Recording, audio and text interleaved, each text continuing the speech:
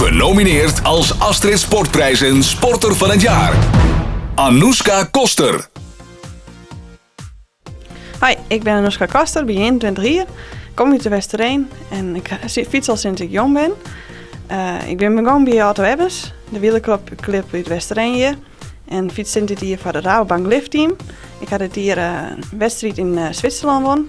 En ben vierde op het EK in Estland worden.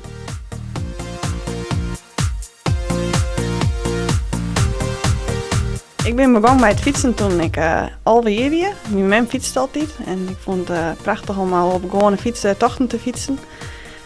Daarna ben ik aansluitend bij Auto Ebbers. En ja, de competitie in het wielrennen, dat leek me heel erg leuk. Dus toen had ik meer van een toer, had ik meer wedstrijden, ben ik gerichte fietsen gang.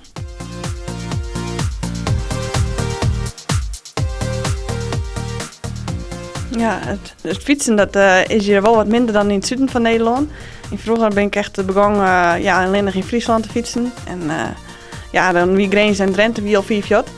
Maar nu is het constant, het is internationaal fiets ik. En het is jammer dat je net protte wielerploegen en zo binnen.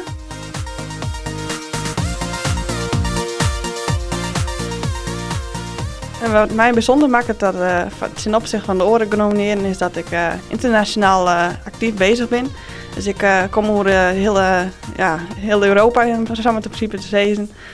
Ik ben in Qatar West en grote wedstrijden rijden. Ik fiets bij de beste ploeg van de wereld. Ik sta met Rabobank Lift op nummer 1 van de UCI-ranglijst.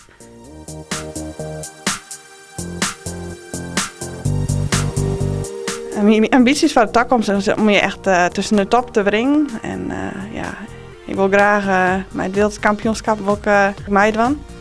Uiteindelijk wil ik graag de Olympische Spelen helden. Nou, de oren hier is nog een beetje gedeputeerd, maar van jou hier dat lijkt me een heel mooi doel.